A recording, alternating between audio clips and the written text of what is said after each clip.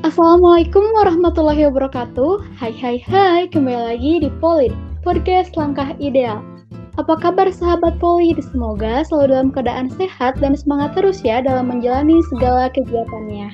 Sekarang Polid udah sampai di episode 7, keren banget gak sih? Tepuk tangan dulu dong. Dan buat sahabat Polid yang udah dengerin Polid di episode sebelumnya, pastinya udah gak asing dong dengan suara aku. Yap, sebener banget. Aku Rahma Puspa Permatasari dari kelas 2C D3 Teknik Kimia yang akan nemenin sahabat Polid di episode 7 kali ini. Nah, pastinya sahabat Polid udah tahu dong apa itu PKM. Nah, tahu gak sih dari 62 judul PKM yang lolos didanai, 26 diantaranya merupakan judul yang diajukan dari jurusan Teknik Kimia. Keren banget gak sih? Nah, maka dari itu, Polid akan bawain judul Kiat-Kiat Lolos Pendanaan PKM. Wah, dari judulnya aja udah bikin gak sabar banget gak sih? Karena pembahasannya akan seru dan bermanfaat banget buat sahabat Polid. Nah, cus kita langsung aja kenalan sama narasumber kece kita. Cek, boleh dong perkenalkan diri terlebih dahulu nih, ada siapa aja? Halo teman-teman semuanya, kenalin, aku Zidni Zakia Ahmad dari kelas 3A di 3 Teknik Kimia. Oke, salam kenal Teh Zidni. Oke, selanjutnya ada siapa nih? Ada Teteh siapa nih? Halo semuanya, kenalin aku Nurul Febrianti, biasa dipanggil Uyuy dari kelas 3 TKPB. Oke, halo Teh Uyuy, salam kenal. Oke, mungkin aku mau nanya kabarnya nih, gimana nih kabar dari teteh-teteh dan gimana gitu perasaannya bisa diundang ke Polid gitu hari ini? Boleh mungkin dijawab sama Teh Zidni terlebih dahulu. Oke, alhamdulillah baik Rahma. Dan aku harap semua teman-teman yang dengar di sini juga sehat-sehat selalu gitu ya. Untuk perasaannya, awalnya kaget sih karena aku ngerasa bukan orang yang benar-benar expert dalam hal ini, tapi aku bersyukur karena dapat kesempatan dan dipercaya juga buat ngisi Polid kali ini. Dan tentunya aku senang ya, karena mudah-mudahan apa yang kita share sekarang bisa bermanfaat bagi teman-teman yang dengar. Amin. Alhamdulillah gitu ya, kita juga bisa berbincang dengan Teh Zini dan bisa mendengarkan nanti gitu ya ilmu-ilmu dari yang Teh Zini sampaikan, dan semoga dari sahabat Polid semuanya dapat mengimplementasikannya nanti. Oke, mungkin sekarang lanjut ke Teh Uyu ini, ke Teh Nurul. Gimana nih Teh kabarnya dan gimana gitu perasaannya bisa diundang ke Polid hari ini? Oke, kabar baik ya. Dan semoga semuanya juga baik-baik gitu ya di rumah atau di kosan masing-masing buat teman-teman yang dengar. Gak jauh beda gitu ya kesan aku tiba-tiba dihubungi untuk ikut Polid. Sama gitu ya, di awal kaget juga. Terus tapi di satu sisi juga senang gitu karena dipercaya sama teman-teman. Dan excited juga gitu ya buat sharing-sharing pengalaman aku di PKM. Oke, berarti kita juga berterima kasih gitu ya, dan senang banget juga bisa ngundang nih Teh Nurul sama Teh Zini yang bakal memberikan pengalamannya di bidang PKM. Oke, mungkin boleh diceritain dulu gak sih Teh, PKM itu apa? Barangkali dari pendengar setiap Polid masih ada yang belum tahu mengenai PKM itu apa. Boleh mungkin dijawab sama Teh Nurul. Oke, seperti namanya gitu ya, PKM di sini itu Pekan Kreativitas Mahasiswa. Ini tuh adalah sebuah ajang untuk mahasiswa di berbagai perguruan tinggi gitu ya, untuk ikutan sebagai wadah kita untuk menginovasikan sesuatu yang berkaitan dengan jurusan kita gitu. Jadi kita tuh bakalan ngasih sebuah proposal yang isinya itu inovasi-inovasi kita terkait solusi dari masalah-masalah yang ada di sekitar. Gitu dari aku. Oke, mungkin yang bisa aku tangkap gitu, jadi PKM ini, Pekan Kreativitas Mahasiswa ini menjadi wadah gitu ya untuk mahasiswa Polban dan mahasiswa di Indonesia tentunya kan, sebagai menginovasikan dari jurusan-jurusan yang kita punya, terus nanti bikin proposal yang bakal diajuin gitu, dan mencari solusi juga dari permasalahan-permasalahan yang ada gitu ya Teh? Iya, betul banget. Oke, mungkin boleh diceritain terlebih dahulu gitu ya, dari pengalaman gitu. Awalnya gimana sih Teteh bisa ikut PKM ini? Boleh mungkin diceritain sama Teh Zini terlebih dahulu. Oke, kalau dari aku sendiri, aku mulai ikut PKM tuh di tingkat 1 dan itu diajakin sama kakak tingkat gitu. Waktu itu angkatan 18 dan kebetulan itu ngelanjutin TA-nya mereka. Dan waktu itu kondisinya masih online dan aku bersyukur banget gitu. Karena pada saat itu teman-teman aku semua cuma bisa belajar secara daring, tapi aku bisa berkesempatan masuk lab, aku bisa berkesempatan buat lihat alat-alat yang mungkin teman-teman yang lain tuh nggak bisa gitu pada saat itu. Dan kebetulan aku dapetnya riset eksakta, jadi emang bener-bener berhubungan sama laboratorium, kita ketemu sama teknisinya, kita ketemu sama teman-teman yang ikut PKM juga gitu. Jadi awalnya banget dari situ. Nah, dari awal itu kita jadi tahu kan, alurnya kayak gini, pengalamannya kayak gini, benefit-benefitnya kayak gini.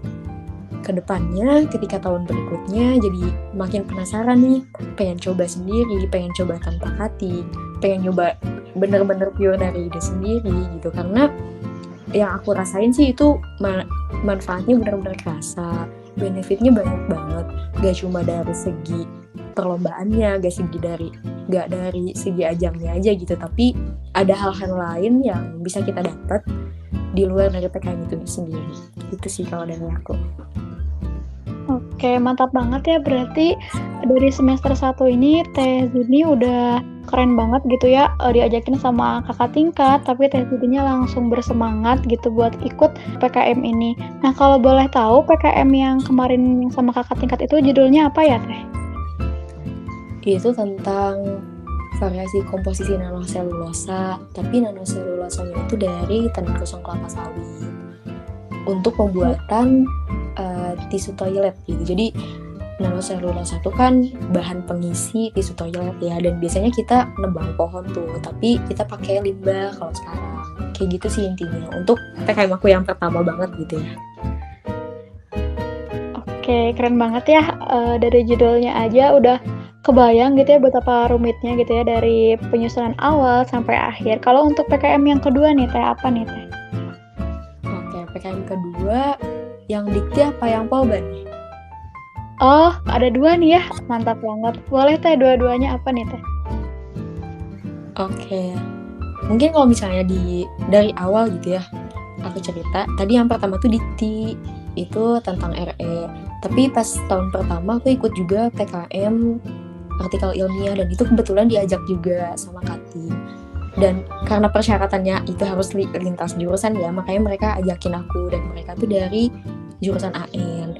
Itu tentang sebenarnya tentang angket gitu sih, tentang bungkus Indomie yang waktu itu ada piring kosong. Nah, kita pengen tahu bagaimana sih si persepsi orang-orang terhadap kemasan Indomie yang limited edition itu.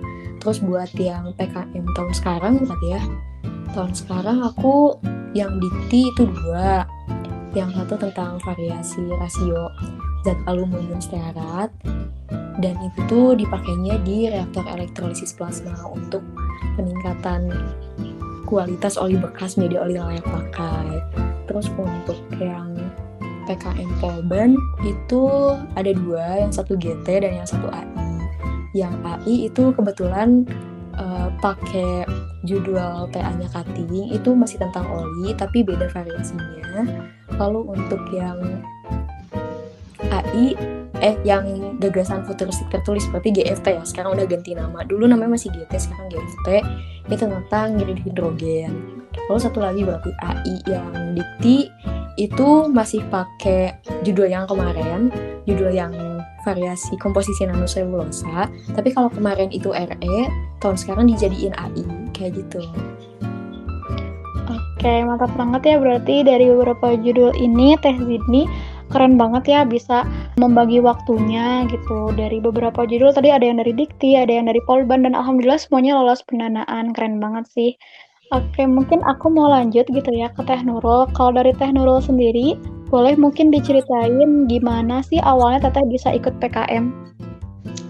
Oke, kalau dari aku sendiri itu awalnya dari PKM Dikti tahun lalu gitu ya, PKM Dikti 2021.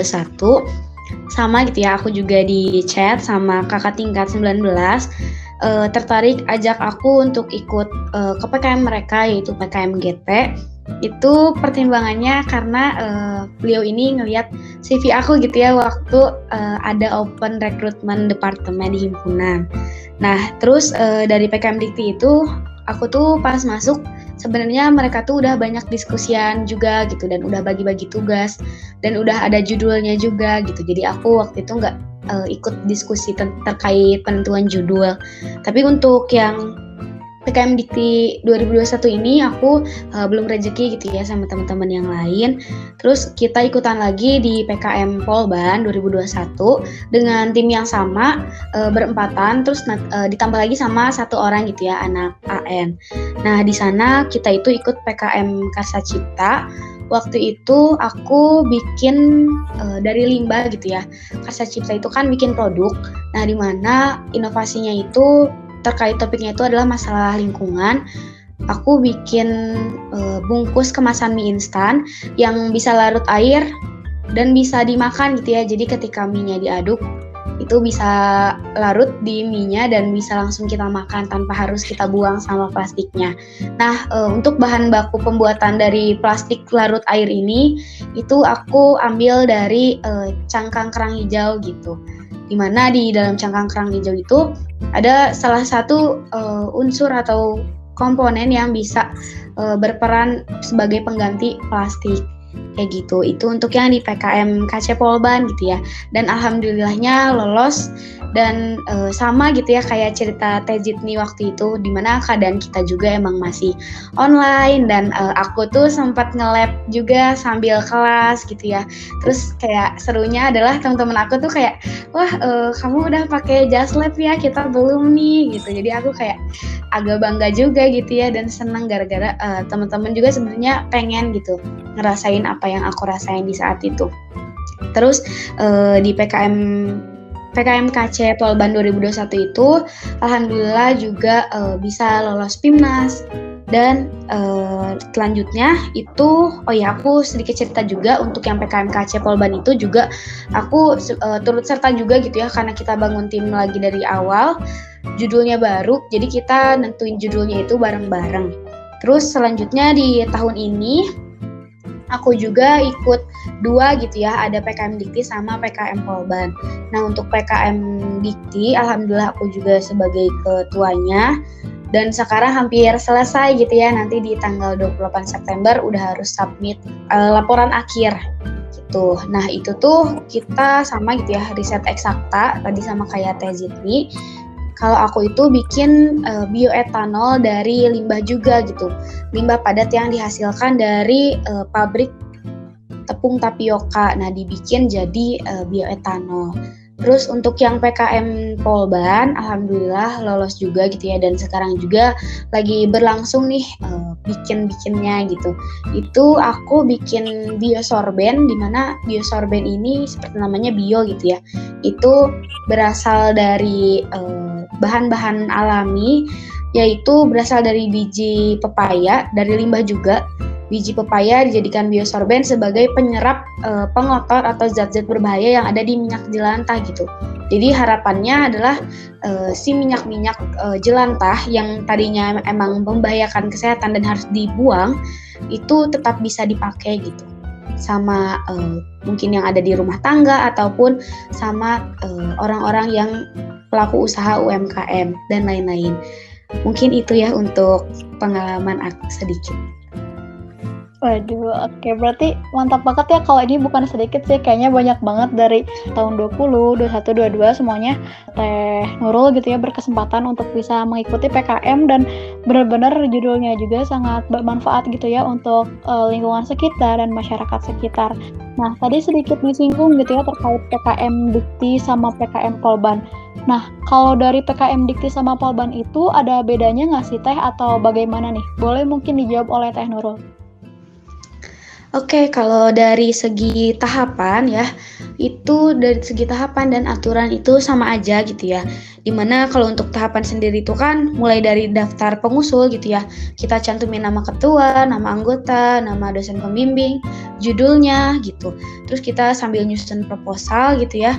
Sambil nyusun proposal, nanti proposalnya di-upload, ada nanti pengumuman pendanaan. Terus nanti kita juga sambil isi logbook gitu ya sebagai catatan harian kita. Setiap harinya kita progresnya udah sampai mana sih dan biaya yang udah dikeluarin itu seberapa banyak. Kemudian dilanjut juga ada penguploadan laporan kemajuan dan kalau aku ya karena aku ikutnya itu di riset eksakta yang tahun ini itu penguploadan draft artikel ilmiah itu sebagai luaran, salah satu luarannya. Nah setelah itu kita tuh ada presentasi laporan kemajuan. Nanti kita mempresentasikan kita tuh progresnya sudah sejauh mana dan hasilnya tuh seperti apa. Dan yang terakhir tuh ada penguploadan laporan akhir dan artikel ilmiah yang udah difiksasi gitu. Dan kalau masih rezeki lagi, nanti tahap selanjutnya itu akan bermuara di PIMNAS gitu ya, Pekan Ilmiah Mahasiswa Nasional. Nah, untuk segi yang lainnya, tadi udah sempat aku singgung dari buku panduan itu sama aja, karena dari PKM Polban sendiri itu basicnya akan dilaksanakan setelah PKM Dikti gitu. Nah, ketika PKM Dikti terlaksana kemudian PKM Polban, nah PKM Polban itu mengikuti buku panduan yang udah dikasih sama PKM Dikti supaya nggak beda-beda gitu ya. Nanti di tahun-tahun sebelumnya takutnya bingung mau ngikutin yang mana, terus bagusnya gimana, jadi sama. Nah, perbedaannya itu mungkin lebih ke segi waktunya gitu. Mungkin dari PKM Dikti juga kan udah lebih dulu dan rentang waktu pelaksanaannya itu lebih lama. Sementara PKM Polban itu baru-baru ini gitu ya terlaksananya. Terus juga dari segi tempat penguploadan laporan-laporan, logbook gitu. Itu juga beda. Kalau untuk PKM Dikti itu ada di website Simbel Mawa, sementara di PKM Polban itu ada di website kemahasiswaan. Kalau dari segi review juga teman-teman tahu gitu ya, kalau Dikti itu kan nasional, jadi untuk reviewer atau jurinya itu juga senasional gitu ya. Sementara untuk PKM Polban itu dari dosen-dosen di Polban itu sendiri. Gitu dari aku. Oke, mungkin berarti kalau untuk tahapannya sama aja gitu ya, karena dari Polban juga mengikuti dari Dikti, namun mungkin untuk waktunya gitu ya, Dikti terlebih dahulu dan rentang waktunya juga lebih lama Dikti gitu ya dibanding Polban.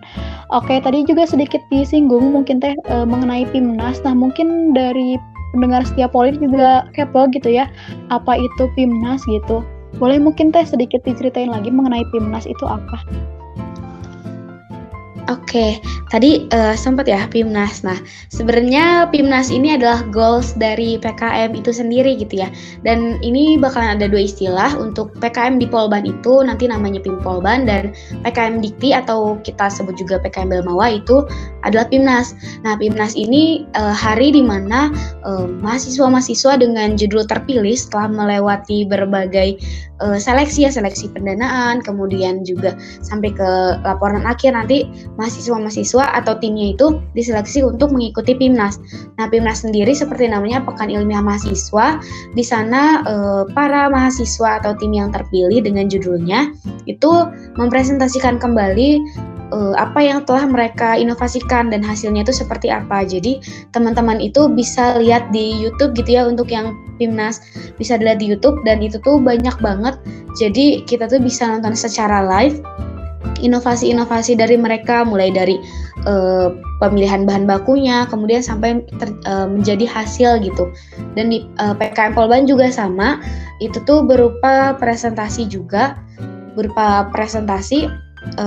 mengenai perjalanan kita gitu ya, dengan progres 100%, hasil baik buruknya itu kayak gimana. Nah, itu ada di PIMNAS, dan tentunya teman-teman yang masuk PIMNAS itu nggak terlalu banyak, tapi juga nggak sedikit banget, jadi masih ada peluang gitu ya, dimana nanti setelah PIMNAS kita presentasi, kemudian nanti ditanya-tanya juga gitu ya, diulik juga gitu, mungkin ada hal-hal yang emang belum terjabarkan gitu sama tim tersebut, ada reviewernya juga yang akan nanya lebih lanjut. Nah, kemudian nanti PIMNAS sendiri juga ada juara-juaranya gitu.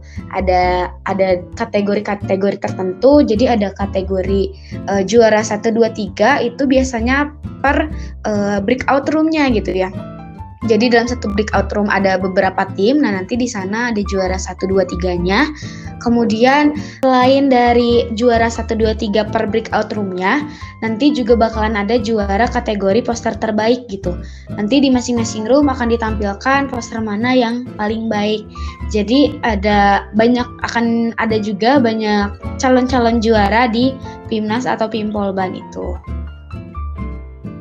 Oke, keren banget ya. Berarti dari beres lolos pendanaan itu masih banyak tahap-tahap selanjutnya gitu ya, yang bisa diikutin lagi gitu oleh sahabat Polid atau teman-teman yang lagi dengerin podcast ini gitu terkait PIMNAS ini atau Pimpolban. Oke, mungkin tadi juga beberapa kali disinggung gitu ya mengenai anggota dari PKM gitu. Tadi kan ada yang dari AN. Nah, aku mau nanya nih, kalau dari anggota PKM itu ada syarat-syarat tertentu gak sih Teh? Dan untuk ketentuan jumlah orangnya ada perbedaan gak dari setiap PKM? Boleh mungkin dijawab oleh Teh Zidi. Oke, untuk persyaratan keanggotaan gitu ya. Jadi kalau misalnya untuk persyaratan sih yang pertama pastinya masih berstatus sebagai mahasiswa gitu ya. Terus yang kedua bener tuh, jadi harus ada lintas jurusan. Meskipun lintas jurusan itu kalau di Polban sendiri mungkin tingkatnya setingkat prodi ya. Jadi nggak masalah ketika misal nih dalam satu tim itu jurusan tekim semua, tapi di dalamnya harus ada prodi yang berbeda-beda. Misal yang satu D3 teknik kimia, terus ada D3 analis kimianya, terus ada D4 TKPB-nya, itu nggak masalah. Terus diusahain juga ada lintas jurusan, lintas angkatannya. Jadi jangan seangkatan semua, usahain ada minimalnya 2 lintas angkatan. Misal angkatan 20 sama 21 atau 21 sama 22 itu nggak masalah. Kenapa harus ada lintas angkatan? Karena diharapkan nantinya ada kontinuitas. Ketika misal nih penelitian ini udah berakhir, bisa aja kan nanti butuh penyempurnaan, butuh sesuatu yang perlu diperbaiki. Nah, itu bisa nanti dilanjutkan sama adik-adik tingkatnya gitu. Terus terkait yang lintas jurusan juga, sebenarnya itu diharapkannya ada kolaborasi gitu ya. Karena kan yang namanya keilmuan itu sebenarnya luas, nggak harus dari tekim semua enggak, tapi kita bisa aja mempadukan apa yang kita punya sama apa yang orang lain kuasai gitu, sehingga nantinya apa yang kita hasilkan juga nggak cuma sekedar bagian tekimnya aja, tapi ada juga hal-hal yang ditambahin dari jurusan lain. Kayak kalau misal terkait pendanaan itu anak AN jago-jago tuh, terus di risetnya kita yang bisa gitu, itu bisa juga dibikin kolaborasi. Mungkin kayak gitu sih kalau buat persyaratan. Terus kalau jumlah keanggotaan itu rata-rata 3-5 orang ya. 3 itu minimal dan maksimal 5, dan rata-rata itu sama untuk tiap skemanya, baik itu di PKM Dikti maupun di PKM Polban, itu rata-rata sama semua 3-5. Oke, mungkin berarti jadi untuk syarat-syarat ketentuan jumlah orangnya itu berarti 3-5, untuk 3 itu minimal, 5 itu maksimal. Dan tadi juga ada terkait lintas jurusan, tapi kalau misalkan di Polban itu berarti masih tingkat prodi gitu ya, dan ada lintas angkatan agar nanti ada kontinuitas gitu ya dari misal angkatan 20 ke 21, dari 21 ke 22. Oke, mantap banget ya Teh Zini jawabannya. Mungkin sekarang aku pengen nanya nih, kan dari pertama-tama itu bikin proposal dulu ya Teh. Nah, dari beberapa PKM itu ada perbedaan nggak sih dari isi proposalnya? Kan tadi kalau dari Teh Zini sama Teh Nurul beberapa skema juga ya bikin PKM-nya. Nah, boleh mungkin dari Teh Nurul, perbedaan dari beberapa skema PKM dan isinya itu apakah beda atau enggak? Oke, aku jawab dulu gitu ya terkait yang udah pernah aku jalani gitu. Ada PKM KC, ada PKM RE, ada juga PKM GT gitu. Nah, dari pengalaman aku, perbedaan itu bisa kita lihat tuh dari di bab 2-nya gitu ya, dan juga di metode. Nah, untuk yang bab 2 itu, kalau misalnya PKM KC itu mungkin lebih ke ngejelasin tentang hal-hal yang mencakup karsa ciptanya. Sementara kalau misalnya dari PKM RE itu lebih ke misalnya dasar teori, tapi dasar teorinya itu yang mendukung tentang metode-metode atau cara-cara atau apa ya sebutannya prosedur yang akan kita lakuin. Misalnya kayak aku bikin bioetanol. Nah, nanti di dasar teori itu harus ada kayak deskripsi dari prosedur kitanya gitu. Misalnya kayak bioetanol itu kan dari tahap hidrolisis dulu. Nah, kita tuh harus tulis gitu ya. Hidrolisis itu apa dan hal-hal yang mempengaruhi hidrolisis itu apa aja. Kemudian juga ada fermentasi dan lain-lain. Terus bisa juga dilihat dari bab 3. Kalau untuk PKM RE itu untuk di bagian metode itu lebih ke kita ngejelasin variabel bebas, variabel terkontrol, variabel terikat. Nah, yang kayak gitu-gitunya kan berupa variasi gitu ya. Ada yang berupa variasi, ada yang berupa emang nilai tetap, dan ada juga berupa nilai-nilai yang akan berpengaruh ketika variasi ini diganti gitu, terkait variabel-variabel. Nah, di PKMRI ini akan dijelaskan terkait hal itu gitu. Dan untuk metode atau langkah kerjanya juga lebih detail ke nanti kita akan memvariasikan konsentrasi sebanyak sekian gitu ya. Terus misalnya juga nanti memvariasikan temperatur sekian. Jadi kita tuh ada detail dari variasinya di bagian metode. Nah, untuk sementara untuk PKMKC itu lebih ke kita tuh bakal mendesainnya itu seperti apa gitu. Nah, di bagian PKMKC juga kalau nggak salah di lampiran itu ada tambahan gitu ya terkait deskripsi produknya gitu. Jadi kita mendesain bagian kita kan bikin produk. Nah, itu bisa desain 3 dimensi gitu ya. Dan yang tentunya belum produk jadi gitu ya karena kita juga belum mulai. Jadi berupa produk-produk 3 dimensi yang mungkin bisa dibikin pakai G-Star atau pakai AutoCAD dan lain-lain. Nah, itu nanti kita cantumkan di lampiran produknya itu gambarannya seperti apa. Nah, nanti di bawahnya itu kita kasih deskripsi bahwa produk yang tertera di gambar tersebut tuh keunggulannya dari penelitian-penelitian sebelumnya itu apa. Nah, itu mungkin yang membedakan antara satu PKM dengan PKM lainnya. Dan kalau aku iseng juga gitu ya, lihat buku panduan mungkin ada PKM penelitian, ada PKM pengabdian, dan lain-lain via kewirausahaan. Nah, itu pasti bakalan punya, terutama di bab 3-nya itu yang beda-beda gitu. Dan yang lebih jelas terlihatnya juga di bagian luarannya gitu, luaran tambahan. Nah, kalau dari riset tentu jelas luarannya itu berupa artikel ilmiah atau yang kita kenal juga sebagai jurnal gitu ya. Nah, sementara mungkin untuk pengabdian atau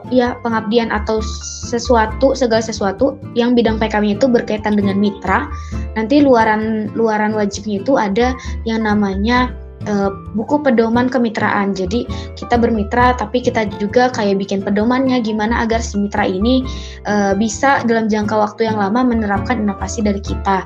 Nah, itu salah satu yang membedakan antara satu bidang PKM sama bidang PKM lainnya. Oke, berarti kalau setangkap aku gitu ya, yang paling membedakan dari beberapa skema PKM itu ada di bab 3-nya gitu ya. Kalau tadi dari RE sama KC, terus kemudian ada pengabdian yang ada luarannya gitu ya. Kalau misalkan luaran dari RE itu ada artikel ilmiah, kemudian dari yang pengabdian itu ada luarannya buku pedoman kemitraan. Oke, mantap banget Teh Nurul jawabannya. Mungkin sekarang juga aku mau bertanya gitu ya, kan tadi udah disebutin gitu ya mengenai syarat-syarat, terus tahapan-tahapan gitu. Aku mau tahu dong Teh mengenai judul nih. Kalau menurut Teteh, judul yang baik itu bagaimana dan Apakah judul yang baik itu harus melihat dari permasalahan sekitar atau bagaimana sih Teh? Boleh mungkin dijawab oleh Teh Zidni terlebih dahulu. Terkait judul ya, sebenarnya kalau judul itu, kalau untuk judul yang ilmiah ya khususnya, yang penting itu mencakup dari apa yang mau kita angkat. Kalau misal kayak aku tadi usahain inti dari apa yang mau kita angkat tuh ada. Atau kalau misal mau pakai metodenya diambil di judul juga itu bisa. Pokoknya judul tuh semacam semacam nyawa dari penelitian itu sendiri. Kalau misal itu penelitian gitu. Jadi setidaknya ketika orang baca judul tuh, oh ya tahu ini arahnya kemana, ini neliti apa, ini nanti hasil akhirnya yang dicapai mau kayak gimana. Itu untuk judul. Lalu kalau misalnya untuk di PKM sendiri itu ada batasannya, kalau nggak salah tuh 20 kata gitu. Jadi usahain dalam 20 kata tuh bener-bener memuat, nanti laporan dari awal sampai akhir itu intinya masuk ke judul tersebut. Terus kalau bisa sih, kalau judul tuh kan sesuatu yang kita lihat pertama gitu. Usahakan yang menarik, usahakan juga nggak yang biasa-biasa aja gitu ya. Mungkin dari diksinya itu bisa diperbaiki, tetapi tetap nggak menghilangkan esensi dari artinya itu sendiri gitu ya. Terus juga karena itu dia dilihat pertama, bisa kita bilang juga itu strong intro gitu ya. Jadi usahain yang menarik mata, bisa mewakili isi keseluruhan, dan yang penting sih tetap nggak menghilangkan inti dari apa yang mau kita bahas. Kayak gitu sih paling kalau dari aku terkait judul. Oke, mantap banget ya. Berarti tips dari Teh Zidni ini tadi mencangkup apa yang mau kita angkat gitu ya, semacam nyawa dari penelitian yang mau kita teliti. Kemudian tadi juga judul itu ada 20 kata gitu ya. Kalau bisa diusahakan yang menarik gitu ya, yang ada diksinya dan tidak boleh menghilangkan dari esensinya. Keren banget sih dari Teh Zidni. Kalau menurut Teh Nurul nih, versi Teh Nurul, gimana sih Teh cara menentukan judul yang baik gitu di PKM, dan apakah harus melihat dari permasalahan sekitar atau bagaimana? Oke, mungkin tadi dari Teh Zidni lebih ke tipsnya gitu ya. Nah, kalau aku pengen sedikit sharing terkait cara nentuin judulnya nih. Nah, dari aku sendiri sebenarnya ada 2 cara atau 2 metode gitu ya. Dimana untuk cara pertama, anggaplah kita pengen nentuin judul dari nol banget gitu ya. Dimana yang pertama itu kita harus tahu dulu topik yang mau diangkat itu apa. Bisa misalnya tentang energi, tentang masalah pendidikan, atau misalnya lagi masalah UMKM, masalah lingkungan, masalah elektronik, atau dan lain sebagainya gitu ya. Topik yang mau kita angkatnya tuh kita pilih dulu gitu. Nah, yang kedua, dari topik tersebut kita tuh cari tahu lebih lanjut masalah-masalah yang terkait topik tersebut gitu ya. Dan kalau bisa masalahnya itu adalah masalah yang sedang hangat saat ini gitu. Jadi jangan kalian tuh mencari masalah, tapi masalahnya tuh sebenarnya udah dari beberapa tahun yang lalu gitu ya. Misalnya kalian baca artikel atau kalian baca jurnal. Di sana ada latar belakang tentang permasalahan A.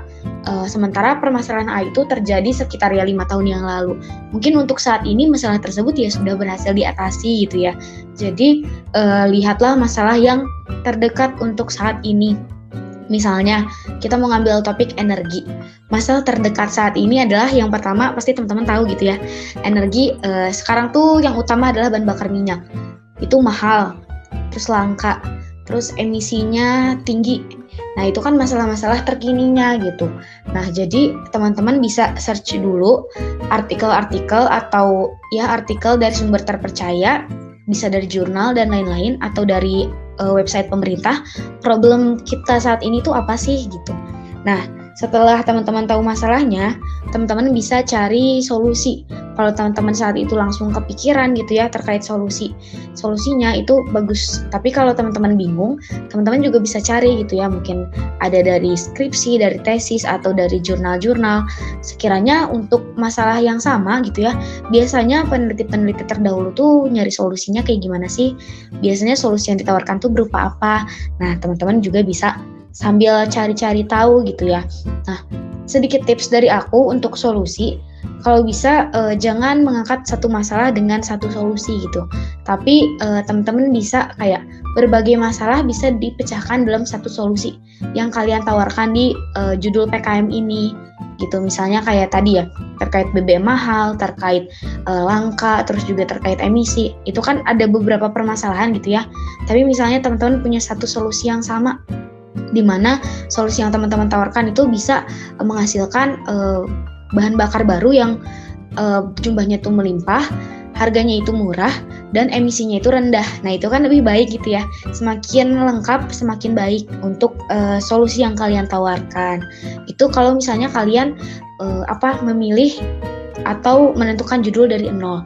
Tapi kalau misalnya emang kalian tuh merasa aku masih belum terlalu berpengalaman untuk menentukan judul dari nol, bingung juga atau lagi ternyata deadline dari atau pengajuan pengusulnya itu sebentar lagi deadline gitu ya. Nah, teman-teman bisa pakai metode kedua, yaitu cara ATM, amati, tiru, modifikasi. Nah, seperti yang kita tahu gitu ya, bahwa sebuah inovasi itu nggak harus dan harusnya gitu ya, nggak boleh berhenti di situ aja gitu. Tapi alangkah lebih baiknya kalau ada pengembangan. Jadi it's okay buat teman-teman nerapin prinsip ATM gitu. Dan itu menurut aku ketika eksekusinya benar, nggak akan mengurangi segi kreativitas kalian gitu. Dari ATM sendiri kalian bisa cari gitu ya, judul-judul PKM yang mungkin kalian tertarik. Teman-teman bisa buka misalnya website Simbel Mawa. Di sana kan biasanya ada pengumuman peserta lolos pendanaan. Di sana ada judulnya. Atau misalnya peserta lolos PIMNAS ada judulnya juga gitu ya. Atau bisa juga tanya ke kalau misalnya PKM Polban pengen nanya ke kakak tingkat yang udah pernah lolos sampai PIMNAS, waktu itu judulnya apa gitu ya.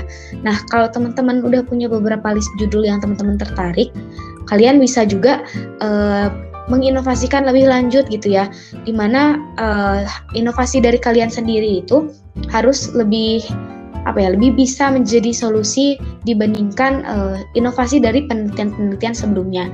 Entah dari segi bahan bakunya yang diganti dengan bahan baku yang lebih berpotensi, atau metodenya yang lebih mutakhir, atau pengaplikasiannya yang lebih tepat arahnya itu kemana. Nah, itu salah satu bagian dari modifikasinya gitu. Jadi teman-teman juga kalau misalnya emang nggak mau dari nol banget dan susah dan mepet gitu ya, bisa pakai cara kedua. Dan tipsnya juga, namanya juga program kreativitas ya, harus kreatif, harus ada kebaruannya. Mana sih bagian yang kalian andalkan sebagai sesuatu yang baru? Nah, teman-teman bisa cantumin itu juga di judulnya atau di latar belakang, dijelasin perbaruan dari kaliannya itu apa aja. Gitu dari aku. Oke, mantap banget ya. Tadi ada beberapa cara gitu ya dari Teh Nurul mengenai cara menentukan judul yang baik itu bagaimana. Terus yang pertama itu kita harus tahu topik yang mau kita angkat itu seperti apa. Terus yang kedua, cari tahu lebih lanjut mengenai masalah-masalah terkait topik tersebut, dan pastinya harus yang lagi diperbincangkan atau lagi hangat gitu ya.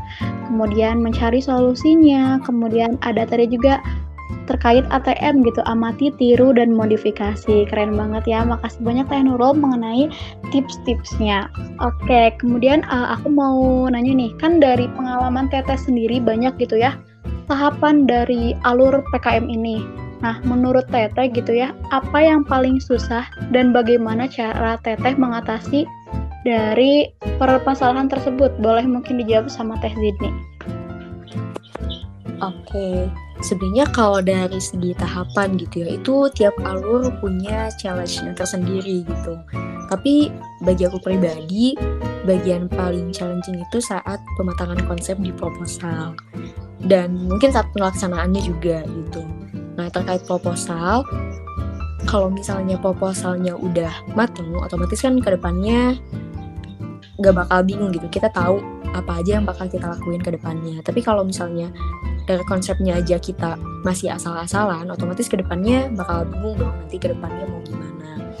Nah, jadi bagi aku itu cukup menantang karena di proposal tuh istilahnya kayak bener-bener awal, kayak bener-bener istilahnya tanggung jawab kita gitu. Bisa nggak sih kita bikin proposal dan itu tuh nanti dipertanggungjawabkan sampai akhir, sampai laporan akhir gitu. Jadi kalau bagi aku proposal itu semacam tanggung jawab gitu. Jadi sama kita pun harus benar-benar kuasai, harus benar-benar kita matengin konsepnya gitu.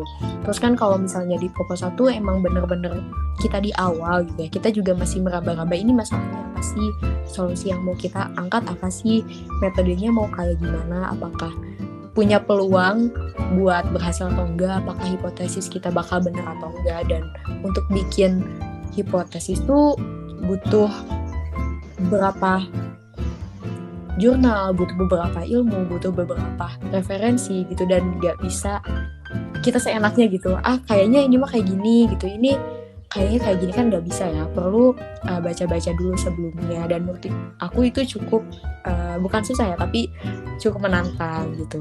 Terus juga saat pelaksanaan, kenapa aku bilang saat pelaksanaan, karena waktu yang disediakan untuk praktikum itu untuk PKM Dikti ya mungkin ada waktunya yang pas kita liburan gitu, jadi bisa tuh semuanya datang gitu. Tapi ketika pas PKM Polban itu rata-rata waktunya pas kita udah kuliah. Kadang-kadang PKM Dikti juga setengahnya itu lagi libur dan setengahnya itu pas udah kuliah. Dan kebetulan pas kuliah itu kadang labnya udah nggak bisa dipakai sama kita, atau mungkin bisa dipakai tapi cuma beberapa hari. Dan kebetulan waktu itu pas aku cuma kebagian 1 hari, dan itu di hari Jumat aja.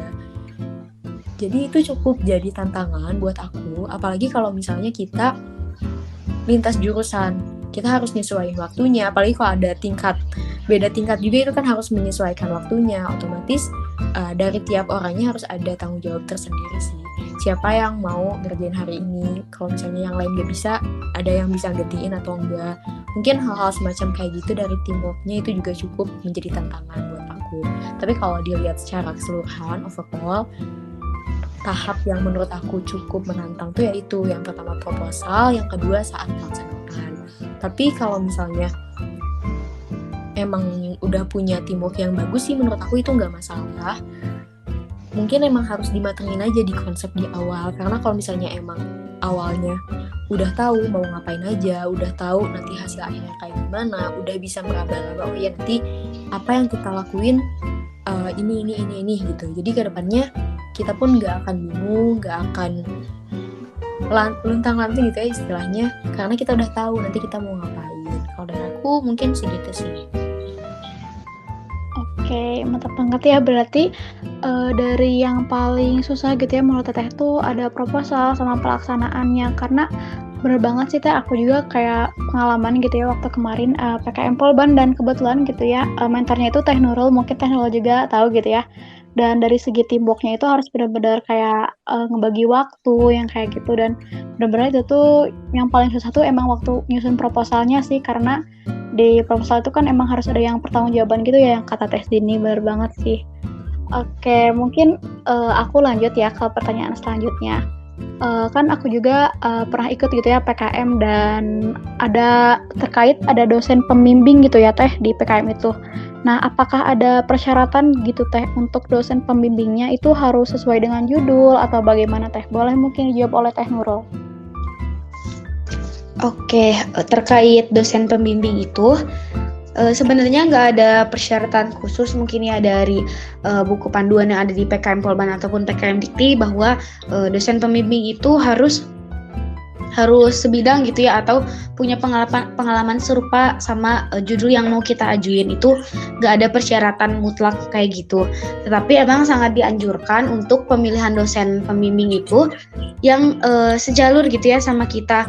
Kan selain kita, dosen juga sering gitu ya melakukan penelitian tentunya atau pengabdian. Nah, dari situ juga kita bisa tahu gitu, oh bahwa dosen A mungkin lebih condong ke bagian lebih minat ke bagian nanoteknologi mungkin, atau dosen B lebih minat ke bagian energi, dosen C lebih minat ke bagian tentang pengolahan limbah. Nah, itu tiap dosen itu kan ada interestnya masing-masing gitu ya. Nah, itu sangat dianjurkan untuk sesuai gitu ya dengan interest dosen dengan judul yang mau kita ajukan. Karena berdasarkan pengalaman aku juga gitu, sebelumnya aku udah punya judul nih, dan aku ngajuin judul itu pengen dibimbing sama dosen A. Nah, tetapi respon dari dosen A adalah bahwa sepertinya ada yang lebih tepat untuk membimbing kalian selain saya gitu. Karena dilihat-lihat juga dari judulnya lebih interest atau lebih pasnya itu ke dosen B gitu. Atau kalau misalnya nggak di-spill juga dari judulnya itu lebih pas ke dosen lainnya. Nah, kalau misalnya udah kalian nemuin kasus yang kayak gitu, kalian nggak usah sungkan untuk bertanya gitu ya ke dosen tersebut kayak, mohon maaf Pak, Bu, untuk dosen yang sekiranya cocok dengan judul ini, itu siapa ya?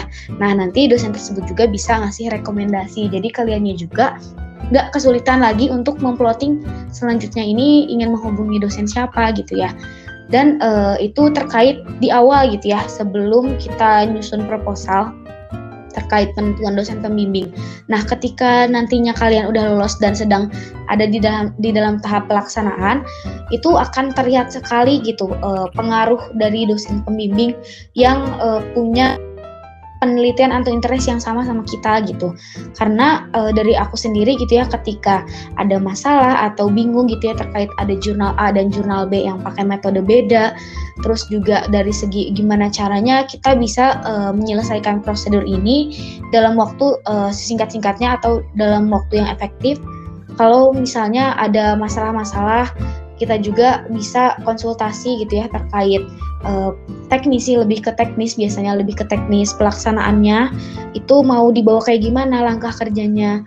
Nah, itu nanti akan berpengaruh juga gitu ke kelancaran pelaksanaan kalian kalau misalnya dosen pembimbingnya itu lebih sesuai. Jadi saran dari aku dari awal gitu ya, selain juga dari pemilihan dosen berdasarkan kriteria kita gitu, misalnya pengen dosen yang nyaman, pengen dosen yang fast respon, pengen dosen yang mungkin lebih calm down, lebih sabar gitu ya. Jadi selain kita milih dosen sesuai kriteria kita gitu ya, entah itu yang ramah, entah itu yang sabar, entah itu yang fast respon gitu. Nah, kita juga harus pertimbangkan juga tentang apakah judul kita sesuai nggak sama dosen tersebut gitu ya, dalam melakukan penelitian-penelitian yang pernah dilakukan sama dosennya, atau nggak sesuai, karena nantinya akan mempengaruhi lebih banyak gitu ya, terlihat pengaruhnya itu ketika sudah masuk ke dalam tahap pelaksanaan. Gitu dari aku terkait dosen pembimbing. Oke, jadi untuk dosen pembimbing ini memang belum ada persyaratan khusus terkaitnya gitu ya, apakah harus yang seperti ini atau seperti ini. Cuman emang ada beberapa tips gitu ya dari Teteh gimana cara untuk menentukan dosen gitu ya, agar pelaksanaan itu tetap lancar. Yang dari awal itu pertama emang harus nyesuaiin dulu gitu ya sama kriteria kita, apakah nanti kita akan nyaman dengan dosen tersebut, dan kemudian harus menyesuaikan juga gitu ya dengan pengalaman dari dosen tersebut, apakah sejalur dengan apa judul yang kita ambil gitu. Oke, mantap banget gitu ya Teh Nurul jawabannya. Mungkin aku mau lanjut gitu ya, kan tadi kita udah ngomongin soal dospem nih. Biasanya Teteh diskusi dengan dospem itu setiap per bab atau gimana nih Teh? Boleh mungkin dijawab sama Teh Zini terlebih dahulu. Oke, terkait diskusi dengan dospem gitu, menurut aku ini dikembalikan lagi dari skema PKM yang kita ambil. Kalau misalnya riset, menurut aku intensitas laporan kita ke dosen itu lebih banyak karena kita memang melakukan suatu penelitian gitu. Beda lagi sama artikel ilmiah, beda sama gagasan futur tertulis. Karena skema-skema tersebut kan tidak melakukan penelitian secara langsung gitu ya. Jadi kita bisa lebih fleksibel kalau misalnya mau diskusi sama dosen. Tapi kalau misalnya untuk yang riset itu diusahakan gitu ya, karena kan kita punya grup yang sama dosen. Usahain tiap kita ngelakuin satu proses laporkan, tiap kita ngelakuin satu proses itu laporkan, sehingga dosen pun tahu gitu, oh iya anak ini udah sejauh ini nih progresnya, PKM-nya kayak gini. Dan nantinya pun ketika misal nih waktu itu kebetulan aku pernah melakukan satu proses, kalau nggak salah itu prosesnya hidrolisis, itu nggak sesuai, intinya apa yang kita harapkan tuh ternyata nggak sesuai, dan itu memang ada sesuatu yang nggak kita duga, ternyata ada zat-zatnya tuh yang keluar malah masuk ke kondenser, dan itu suhunya terlalu panas, dan sampai-sampai kita tuh harus ngulang lagi gitu ya di bagian tersebut, karena pas kita diskusikan ke dosen pembimbing, ternyata itu zatnya terlalu tinggi atau ternyata si suhunya tuh terlalu panas, jadinya ada sesuatu yang di luar dugaan kita kayak gitu. Intinya sih untuk dosen pembimbing kalau misalnya di awal banget saat penyusunan proposal itu perlu banget, apalagi kalau misalnya kita idenya dari nol, itu perlu diskusi dulu gitu di awalnya, karena seperti yang Teh Nurul bilang gitu ya, setiap dosen tuh kan punya spesialisasinya masing-masing gitu. Ketika kita mengajukan tentang ini, kata dosennya kan pasti diarahkan gitu. Oh ya, kalau misalnya kamu mau penelitian tentang ini, bagusnya pakai ini. Nanti bakal ada saran-saran lain dari dosen yang bakal ngebantu kita kayak gitu. Terus kalau misalnya udah dapat nih misal pendanaan, nah itu boleh tuh dipakai cara yang tadi aku bilang gitu. Setiap kita beres melakukan suatu proses, kita bisa bilang gitu. Atau mungkin saat kita ragu dengan satu proses, itu juga boleh kita memastikan ke dosennya, Bapak atau Ibu ini bener gak kayak gini gitu. Karena kan kalau misalnya penelitian itu beda sama praktikum yang memang udah dilakukan berkali-kali dan udah tahu gitu ya keselamatan kerjanya kayak gimana, potensi bahayanya kayak gimana. Tetapi untuk penelitian yang mungkin kurang referensi gitu ya, kayak misal proses ini jarang nih yang melakukan, dan karena tadi ya sifatnya PKM itu kan ada keterbaruan gitu, jadi nggak semua hal yang bakal kita lakuin tuh ada sebelumnya.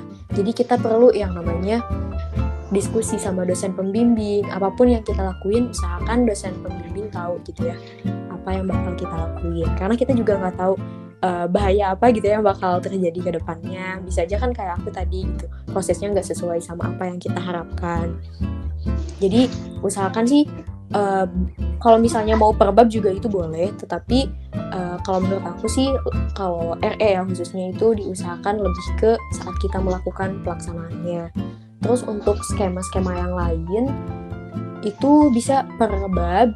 Terus kadang-kadang dari dosennya sendiri sih yang menentukan. Misal nih saat pembuatan proposal, bapaknya minta nanti kalau misalnya udah selesai sampai bab segini, kirimkan dulu ya ke saya. Ada yang kayak gitu, tapi ada juga yang pengen hasil akhir. So kamu bikin dulu proposalnya sampai akhir, nanti di akhir saya review. Ada juga yang kayak gitu. Jadi kalau misalnya di proposal untuk skema-skema kayak AI, pokoknya selain RE mungkin ya, itu bisa dikembaliin lagi ke dosennya, atau bisa juga kita yang nentuin di awal gitu, tergantung dari dosen pembimbingnya itu sendiri. Terus kalau misalnya skema AI, GT dan lain sebagainya, itu khususnya yang nggak melakukan penelitian ya, itu bisa secara berkala aja gitu. Misal ketika dosennya nanyain itu bisa kita kasih, tetapi kalau misalnya dosennya gak nanyain duluan, kita bisa inisiatif diskusi gitu ke dosen, ini kira-kira udah sesuai atau belum, ini kira-kira udah memenuhi atau belum, itu bisa ditanyain ke dosennya. Jadi kalau menurut aku gak ada patokan khusus, itu dibalikin lagi ke skemanya masing-masing, dan usahakan jangan sampai lost kontak sih sama dosen pembimbingnya. Meskipun dosen pembimbingnya nggak datang secara langsung, tetapi usahakan ada interaksi, meskipun itu cuma di grup WA, kayak gitu sih kalau menurut aku. Oke, makasih banget ya Teh Sydney tanggapannya. Berarti tadi itu emang gak ada spesifiknya gitu ya, harus bab 1 dulu, terus bab 2. Mungkin emang kembali lagi ke kitanya gitu, dan kembali lagi ke dosennya. Mungkin ada beberapa dosen yang memiliki ketentuannya sendiri gitu, dan kemudian dari kitanya juga harus lebih inisiatif gitu ya untuk selalu melapor ke dosennya kalau kita udah melakukan pelaksanaan ini. Dan mungkin kalau misalkan kita ada kesulitan, langsung koordinasi dengan dosen. Oke, kalau dari Teh Nurul nih Teh, gimana kalau misalkan Teh diskusi dengan dosen itu setiap per bab atau gimana Teh? Kalau dari aku sendiri itu pertama kan dari judul gitu ya. Nah dari judul juga aku tuh udah langsung pengen diskusiin gitu, apakah judul yang aku ambil itu benar-benar punya kebaruan, terus juga judul tersebut tuh emang bisa diaplikasikan gitu. Karena dikhawatirkan kita tuh pengen kreatif dan pengen punya kebaruan tertentu, tapi ternyata emang itu tuh belum pernah ada yang meneliti karena emang nggak bisa gitu ya. Kan itu kan ngeri gitu ya, kita punya kebaruan, kemudian kalau sampai udah di tahap pendanaan ternyata pas pelaksanaan itu nggak bisa dilakuin atau metodenya itu kurang sesuai untuk apa ya, untuk judul tersebut tuh jadinya kacau gitu ya, nanti kita malah nggak bisa dilaksanain penelitiannya. Jadi aku tuh lebih ke konsul dulu apakah judul tersebut sudah bagus ataukah ada kritikan atau saran dari dosen tersebut terkait judulnya atau gimana. Nah, dari pengalaman aku kemarin juga dalam menentukan judul itu, aku beberapa kali gitu ya mengganti judul walaupun gak ganti 100% tapi lebih ke ganti apakah ditambahin metode tertentu, apakah bahan bakunya yang diganti, karena dosen tersebut gitu ya udah lebih punya pengalaman di bidang tersebut, lebih tahu gitu ya apakah metodenya itu udah cukup baik, apakah bahan bakunya itu berpotensi atau enggak. Nah, itu dosennya juga udah tahu, jadi lebih baik ada konsultasi di awal. Terus terkait proposal, untuk aku sendiri biasanya itu diselesaikan dulu bab 1 sampai bab 3 gitu ya. Karena di bab 4 itu kan lebih terkait ke rencana kegiatan dan juga anggaran. Nah, jadi itu nggak terlalu butuh perizinan atau butuh saran dari dosen pembimbing gitu. Jadi lebih ke bab 1 sampai bab 3-nya aja. Nanti setelah diserahkan, mungkin ada hal-hal tertentu, hal-hal penting yang kita tuh malah nggak highlight di latar belakang misalnya, atau ada hal-hal penting hal-hal yang kurang penting yang itu tuh sebenarnya harusnya nggak perlu ditaruh di situ, atau misalnya gagasan kita tuh terlihat kurang pede atau terlihat terlalu pede juga. Nah, itu biasanya dikonsultasikan juga gitu ya, baiknya itu kayak gimana. Terus terkait pelaksanaan, biasanya aku dan teman-teman itu kita bikin timeline dulu gitu ya, mau ngelaksanain apa. Dan biasanya juga sebelum hari H kita ke lab untuk ngelaksanain hal tersebut tuh kita pikirin dulu gitu. Nanti di sana kita ngapain aja, pakai apa aja. Nah, nanti setelah kita pikirin dulu rencananya, jadi kita kepikiran gitu ya, oh tantangannya ketika aku ngelaksanain ini bisa jadi bakalan kayak gini. Jadi sekiranya bisa jadi bakalan ada kendala-kendala tertentu yang kita alamin gitu. Nah, jadi lebih baik dikonsultasiin aja langsung ke dosen pembimbing. Nah, kalau bisa konsultasinya itu enaknya offline gitu ya, menemui ibu atau bapak dosen ke ruangannya gitu. Nanti kita, Pak, Bu, ini kita punya rencana kayak gini untuk proses ini. Nah, tapi kita punya kendala di sini. Nah, dari ibu atau bapak mungkin ada masukan terkait ini seperti apa gitu. Nah, contohnya gitu ya, pas kemarin itu aku ada kendala di segi inovasi alat, karena aku juga salah satu luarannya itu ada produk berupa alat gitu ya, alat destilasi. Nah, di situ aku meragukan apakah akan aman gitu ya ketika cara atau perangkaian alatnya tuh seperti ini gitu. Jadi dikonsultasikan, oh lebih baik itu akan aman-aman aja. Cuma ternyata bukan amannya gitu ya yang di highlight, tapi kurang efisien kalau bikin alatnya kayak gini, mungkin bisa dicoba kayak gini. Nah, itu kan jadi oh iya ternyata ada yang lebih baik daripada rencana awal kita gitu. Atau misalnya dari segi waktu, kan kita juga tahu gitu ya, lab Sabtu Minggu tutup. Mungkin perbedaannya ada orang-orang tertentu yang mungkin urgent gitu ya, teman-teman yang TA ataupun yang PKM yang emang bener bisa bikin tambahan.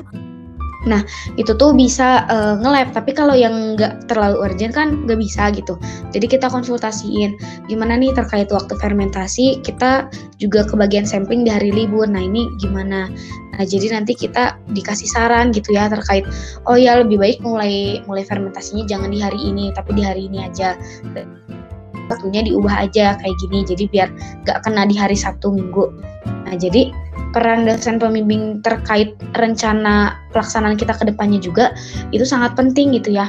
Tapi jangan lupa, kita tuh lebih baik analisis dulu di awal, kita tuh mau gimana dan biasanya kendalanya apa, baru kita tanyain ke dosennya. Jangan kita terlalu nggak pede gitu ya, aku bingung nih ke depannya gimana, dikit-dikit nanya supaya yang dikit-dikit tanya. Nah, itu kan kayaknya ganggu juga dan harusnya nggak gitu. Jadi kita analisis ke depannya gimana. Jadi ketika hari H pelaksanaan kita juga udah lega dan lebih pede dalam melaksanainnya. Gitu dari aku.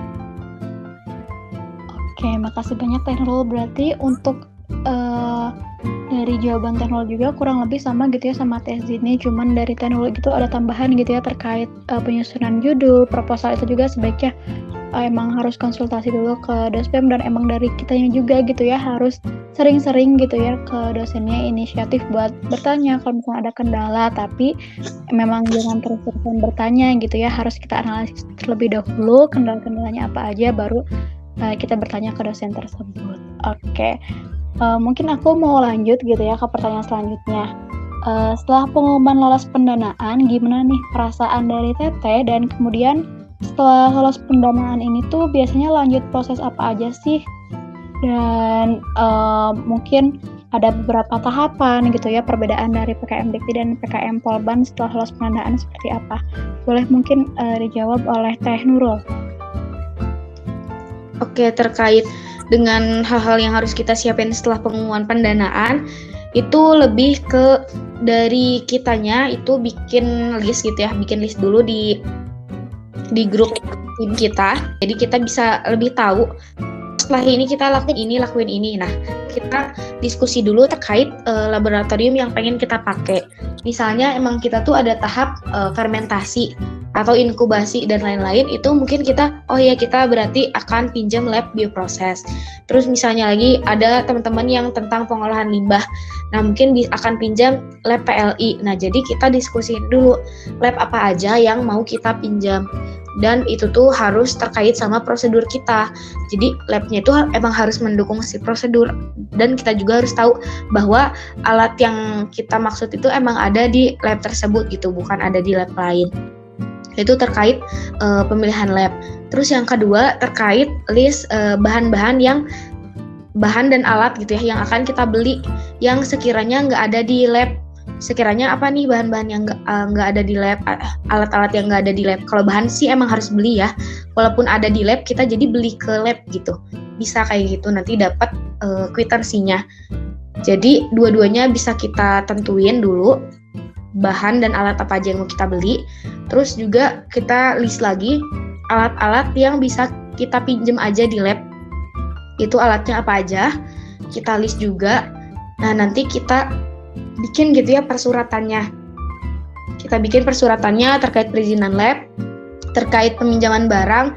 Tapi sebelum difiksasi terkait suratnya, lebih baik langsung survei ke labnya gitu ya, tanya ke teknisi apakah alat A, B, C itu ada di sini atau enggak. Kalau misalnya nggak ada, berarti mungkin bisa minta saran kira-kira adanya di lab mana ya gitu ya. Atau kalau misalnya emang nggak ada sama sekali, berarti kalian punya opsi untuk alat tersebut ada di list belanja gitu ya. Atau misalnya pengen uji, tapi ternyata di Polban tuh nggak ada instrumentasi yang mendukung untuk uji tersebut. Mungkin teman-teman bisa list juga gitu, kita bakalan uji di luar nih.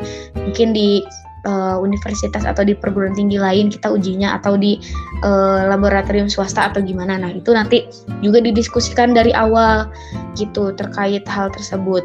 Terus selanjutnya juga terkait pembuatan modul. Nah ini sebenarnya ada yang bikin, ada yang enggak gitu ya, tapi menurut aku lebih baik dibikin. Jadi modul itu isinya kayak prosedur kerja yang akan kita lakuin secara detailnya gitu ya. Kalau di proposal kan nggak sedetail itu gitu ya, misalnya kayak melakukan pengenceran berapa persen. Nah itu kan nggak ada di proposal. Jadi kayak kita tuh bikin dulu step 1 misalnya pre-treatment oven berapa lama. Nanti yang kedua misalnya kita pengen dilarutin atau direndam pakai larutan HCl misalnya. Nah HCl-nya berapa persen. Kalian siapin kira-kira kebutuhannya tuh berapa banyak HCl yang akan dibeli gitu ya. Jadi lebih ke persiapan awal, lebih ke alat bahan sama prosedur yang akan kita lakuin secara detailnya tuh seperti apa untuk persiapan. Nah setelah itu baru kita tanda tangan gitu ya, minta tanda tangan dosen pembimbing, teknisi, dan juga kalap.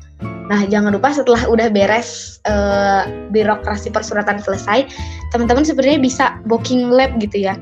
Meja labnya mungkin bisa dikasih kertas dinamain bahwa di situ ada PKM kalian gitu. Jangan sampai kayak kalian birokrasi udah tapi belum sempet nge-labnya nih. Tahu-taunya pas mau nge-lab ternyata labnya udah penuh gitu ya sama teman-teman yang TA atau PKM. Kan gak enak kalau kayak gitu. Jadi bisa teman-teman booking meja labnya gitu. Oke, berarti dari Teh Nurul tadi mungkin harus didiskusikan dulu gitu ya sama teman-teman sekelompoknya gitu. Membuat list hal-hal apa saja yang harus disiapkan dari mulai lab yang mau dipakai yang mana, terus list bahan dan alat, kemudian ada pembuatan modul, kemudian tanda tangan dari dosen, teknisi, dan kalab, kemudian harus nge-booking lab ya, benar banget Teh. Aku juga kadang suka ngeliat gitu ya kalau misalkan masuk lab ada tulisannya sedang PKM, sedang TA, benar banget sih itu emang harus di-booking gitu ya. Karena agar dari teman-teman yang lain juga biar tidak ngeganggu dari si media labnya gitu.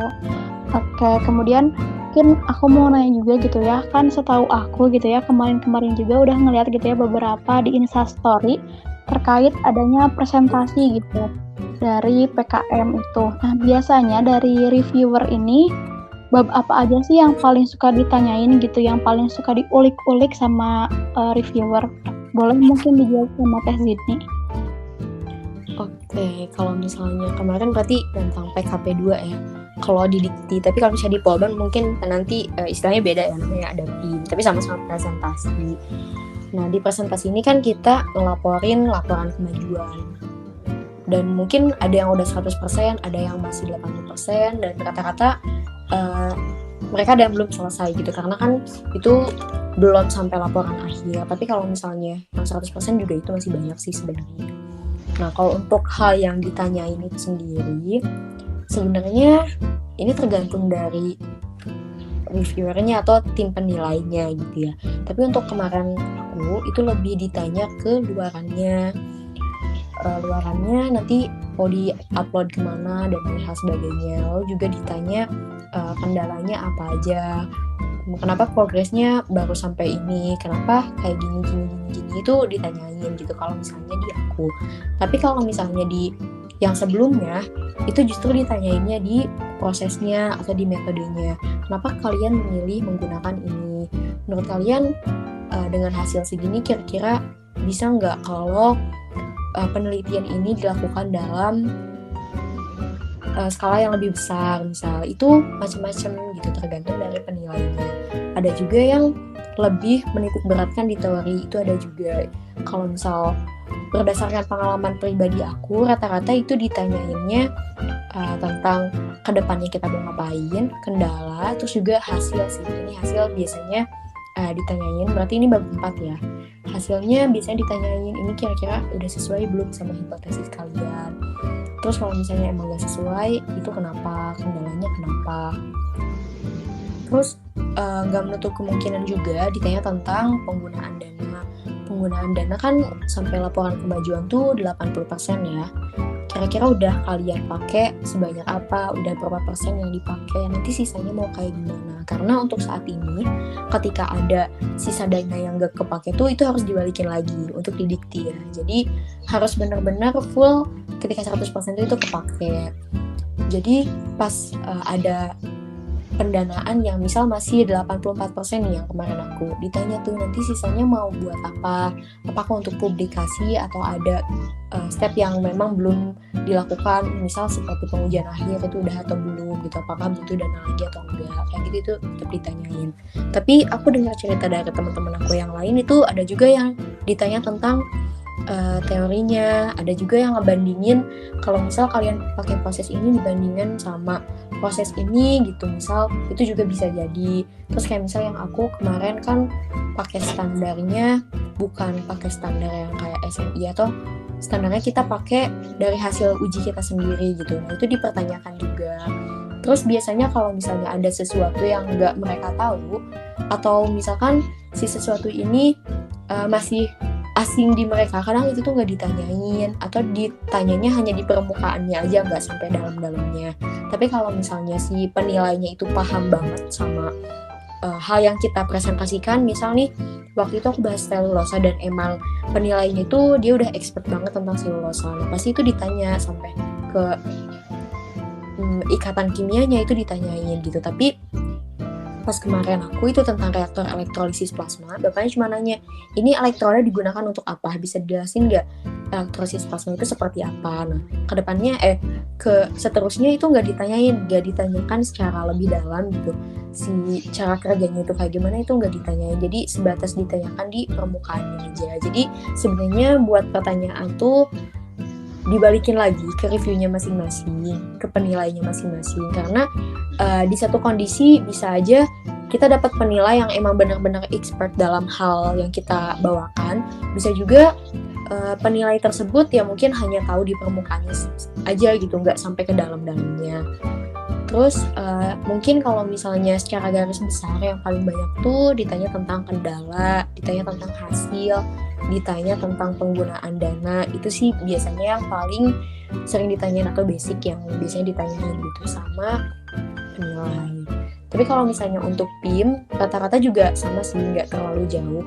Pokoknya dari apa yang kita lakuin, sebenarnya itu nggak akan jauh dari situ selama kita ngelakuin itu dengan serius. Selagi kita tahu dari awal proses sampai akhir, pasti bisa jawab sih sebenarnya gitu. Terus hal-hal lain kayak rencana ke depannya itu juga udah kita rancang dari awal kan. Jadi sebenarnya buat presentasi itu nggak terlalu yang gimana-gimana gitu, selagi kitanya paham dari awal sampai akhir. Dan kalau misal belum beres gitu ya apa yang bakal kita lakuin ke depannya, mau publikasi di mana, kalau luaran artikel ilmiah gitu ya, ini misal luaran artikel ilmiah nanti mau publikasinya kemana, kita harus tahu. Itu aja sih paling kalau misalnya buat pertanyaan-pertanyaan. Wah, berarti banyak banget ya yang ditanya sama tim menilai gitu. Apalagi tadi katanya yang bagian tezi ini itu kan yang ada yang selulosa, dan dari tim penilainya itu udah kayak jago banget mengenai selulosa ini, dan sampai ditanyain sampai akar-akarnya gitu ya mengenai selulosa, sampai ikatan kimia juga ditanyain. Nah, aku pengen dong bagi tipsnya gitu ya biar gak gugup gitu waktu presentasi ini, kayak gimana sih Teh? Oke, sebenarnya kalau misalnya biar nggak gugup ya, pertama banget sugesti sih dari diri sendiri. Ketika kita punya mindset yang oh ya ini kita ya presentasi gitu, bukan yang gimana-gimana gitu. Kalau misalnya dari awalnya aja kita udah mikir aku bakal gugup di sini ya, udah otomatis gitu pikiran kita juga isinya hal-hal negatif gitu. Jadi yang pertama sih itu pikirannya positif dulu, karena ketika kita punya pikiran yang positif, otomatis kayak seluruh badan kita juga ikut-ikutan positif gitu. Pokoknya jangan takut di awal, karena kalau misalnya kita udah takut di awal, otomatis semuanya juga kayak mendukung kita buat takut. Tapi kalau misalnya kitanya udah pede di awal, otomatis semuanya juga bakal mendukung buat percaya diri ke kitanya. Terus kalau misalnya ada pertanyaan yang belum bisa kita jawab gitu, kita bisa kok kayak jawab mohon maaf gitu, untuk hal yang ini memang tidak kami teliti. Kayak misal kemarin aku ditanyakan kenapa ujinya cuma uji fisik nggak sama uji kimianya. Ya sebenarnya tinggal bilang aja gitu, sebenarnya kita juga berniat untuk uji sifat kimianya, tetapi karena keterbatasan alat di laboratorium kami hanya memfokuskan penelitian ini ke uji fisiknya kayak gitu. Intinya kalau misalnya lagi jawab pertanyaan itu jawab seadanya, bukan seadanya maksudnya ya udah seada-ada aja, nggak gitu, tapi seadanya apa yang kita lakuin dari awal sampai akhir, ya itu yang kita kasih ke penilainya gitu. Jangan ada yang ditambahin dan jangan ada yang dikurangin, serial mungkin. Terus juga kalau misalnya emang ini ya dari awal sebelumnya gitu ya, kalau bisa sih kita bagi-bagi dulu yang mau presentasi siapa aja. Terus kita juga bikin semacam ini perkiraan kira-kira yang bakal ditanyain sama penilai itu apa aja sih. Jadi kitanya lebih tahu gitu, kita bisa mempersiapkan kira-kira kayaknya kalau misalnya penilainya nanya ini, kita bisa jawabnya kayak gini, kayak gitu. Terus juga usahain sih ada pembagian. Jadi kalau misalnya penilainya nanya ini bagian kamu yang jawab. Takutnya dikhawatirkan ketika nanti yang menguasainya cuma satu nih misal, atau misal si bapaknya tuh hanya nanya tentang bagian ini aja gitu. Nanti yang jawab kan cuma itu aja gitu. Takutnya nanti berpengaruh juga ke penilaian. Karena kan sebaiknya diusahakan semuanya bisa menjawab gitu ya, selain bisa mempresentasikan tapi juga harus bisa menjawab. Jadi di awal banget mungkin ya, sebelum dilaksanakan PKP itu ada semacam briefing dulu, terus juga ada simulasi dulu gitu ya sama dosen pembimbing, kira-kira pertanyaan yang bakal keluar apa aja, sehingga nanti pas kita ditanya tuh ya nggak gugup, karena kita sebelumnya udah ada persiapan, kita udah bikin perencanaan dulu sebelumnya, jadi pas kita presentasi tuh ya udah mantep gitu, tinggal jawab-jawab aja, kayak gitu sih paling kalau dari aku. Oke, benar banget ya. Boleh nih buat para pendengar setiap poli dicatat tips and trick dari Teh Zidning gitu ya, terkait cara gitu ya biar gak gugup saat presentasi. Nah mungkin bukan hanya dipakai buat presentasi waktu PKM aja, mungkin ada beberapa pendengar setiap poli juga yang masih gugup gitu ya kalau presentasi di kelas harus kayak gimana, apalagi sekarang udah offline gitu ya. Nah mungkin boleh diterapin gitu ya, diimplementasikan dari tips dari Teh Zidning tersebut. Oke, mungkin aku mau lanjut gitu ya ke pertanyaan selanjutnya.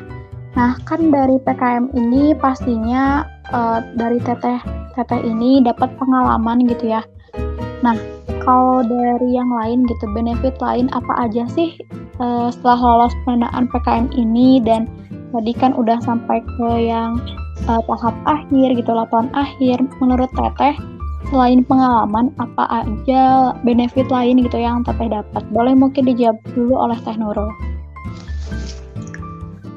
Oke, kalau selain pengalaman, benefit nomor 1 itu kita terkait ini ya, realistis aja gitu, terkait portofolio kita juga gitu ya di CV, ataupun mungkin kita bakal cantumin juga di LinkedIn. Nah itu kan terkait pendanaan PKM itu kan kita bikin gitu ya, bikin sesuatu. Nah itu bisa kita jadikan itu tuh sebagai project kita, nulis judul PKM kita tuh sebagai project kita gitu ya, mungkin di CV atau di LinkedIn.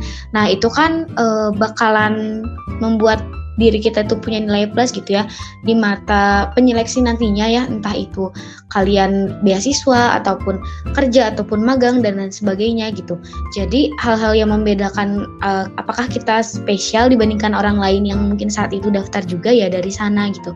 Oh bahwa kita pernah ikut proyekan A, B, C. Oh ternyata orang ini tuh pernah terlibat proyek.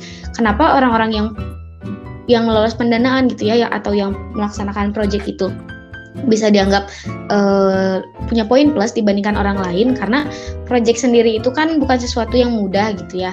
Nah di dalamnya juga kita bakalan banyak belajar terkait soft skill. Nah yang paling memang di work team, buat teman-teman yang mungkin tadinya individualis atau mungkin teman-teman yang nggak pede, kurang inisiatif, nah mungkin bisa sambil berlatih gitu ya di kegiatan PKM ini gitu, bahwa emang kita tuh nggak bisa individual di sini dan kita juga apa-apa tuh harus sat-sat gitu ya, harus inisiatif. Terus juga selain itu dari segi critical thinking dan problem solving, karena nggak menutup kemungkinan yang kita lakuin itu nggak akan lurus-lurus aja gitu ya, entah berkendala di penelitiannya atau berkendala di teknisnya, perizinan, masalah waktu gitu ya, itu kan juga termasuk kendala dan hambatan kita juga untuk melaksanakan. Nah dari situ juga kita tuh harus bisa berpikir bahwa oh iya, untuk hal ini kita punya jalan keluar ini, untuk hal ini kita punya jalan keluar yang lain lagi. Nah itu juga mungkin jadi hal-hal yang nggak semua orang tuh bisa dapat gitu. Nah nantinya ketika kita mungkin magang atau kita kerja, jadi kita tuh udah punya pengalaman terkait hal-hal yang mungkin bagi kita tuh kurang mengenakan gitu ya, ketemu hal yang stuck atau ketemu hal yang kita tuh bingung nih jalan keluarnya gimana. Nah kita tuh kayak ibaratnya udah terlatih dari segi itunya gitu ya, untuk benefitnya dari segi tadi udah aku bilang dari segi portofolio mungkin di LinkedIn atau di CV, terus juga dari segi soft skill-nya kerasa banget, terus relasi juga gitu ya, ternyata kita punya partner gitu ya, kolaborasi mungkin dari prodi lain atau jurusan lain, jadi kita tuh tahu gitu ya kalau dari seluk-beluk mereka kesehariannya untuk di jurusan atau di prodi tersebut tuh kayak gimana. Terus juga relasi sama dosen pembimbing, mungkin relasi juga gitu ya sama orang-orang TU, karena kita sering banget bolak-balik minta surat perizinan misalnya. Nah itu juga kan jadi hal yang kita tuh bisa kita dapat tapi orang lain nggak dapat gitu. Terus selain itu juga dari segi negosiasi juga sih. Kita izin itu kan pasti nggak gampang gitu ya, karena semua ada prosedur. Tapi nggak menutup kemungkinan juga kita kayak telat buat bikin surat izin, atau misalnya kita telat bikin perizinan mendadak dan lain-lain gitu ya. Nah kita tuh harus bisa punya skill negosiasi gitu ya, entah ke teknisi, entah mungkin ke orang-orang TU mungkin barangkali bisa gitu ya untuk negosiasi dan lain-lain. Nah itu juga kan nggak didapat di kegiatan lain gitu ya, dan di kegiatan PKM ini kita bisa dapetin skill itu. Oke, mantap banget ya. Berarti emang bukan hanya dari pengalaman aja yang kita dapat dari PKM ini, tapi ada beberapa gitu ya, benar banget kata Teh Nurul tadi, ada portofolio terkait di CV yang bisa dicantumin juga di LinkedIn. Terus biar nanti waktu misalkan mau daftar kerja, magang, terus atau beasiswa, itu kan pasti kita juga punya nilai plus gitu ya di hadapan para penilainya gitu. Kemudian ada soft skill juga. Oke, kemudian kalau misalkan dari Teh Zidni nih, gimana nih sih Teh? Selain dari pengalaman gitu, benefit apa aja sih yang didapatkan dari PKM ini? Oke, mungkin di awal banget gitu ya, nggak terlalu jauh sama Teh Nurul. Yang paling aku rasain sih bener tadi personal branding gitu. Kita bisa nyantumin itu di LinkedIn, di CV kita, dan itu tuh menurut aku sesuatu yang keren gitu. Oh iya, kita punya project gitu, kita punya sesuatu hal yang kita lakuin semasa kita kuliah. Terus karena PKM itu kan ilmunya luas ya, nggak terbatas di Tekim aja gitu, bisa kita kolaborasiin sama keilmuan lain. Dari situ juga kayak kerasa aja gitu kalau misalnya kita punya ilmu yang di luar apa yang biasa kita pelajari gitu. Terus kan kalau misalnya kita lagi nge-lab nih, misalnya kalau misal kita pakainya RE, di lab tuh kan mereka ketemunya sama orang-orang yang punya penelitian juga, kita bisa belajar juga dari mereka penelitiannya apa, tentang apa, kenapa bisa kayak gini. Itu juga membuka ilmu-ilmu baru gitu. Jadi ketika kita lolos PKM, menurut aku itu sebagai gerbang juga kita buat tahu ilmu-ilmu yang lain. Terus juga tentang problem solving itu kerasa banget, karena ketika kita melakukan suatu project ya, istilahnya ini project ya, dari awal sampai akhir gak mungkin dong selalu lancar gitu, selalu ada yang namanya hambatan, selalu ada tantangan, dan itu bikin kita harus muter otak gitu ya, gimana sih kalau misalnya ini kayak gini harus gimana, apa ini kayak gimana gitu. Dan sebenarnya meskipun itu gak selalu bisa didapetin di mana aja gitu ya, nggak harus selalu PKM, tapi dari PKM ini juga aku ngerasain manfaat kayak gitu. Terus kalau misalnya terkait tentang akademiknya, sebenarnya PKM itu bisa dianggap sebagai simulasi TA sih. Jadi ketika nanti kita TA tuh nggak terlalu kaget.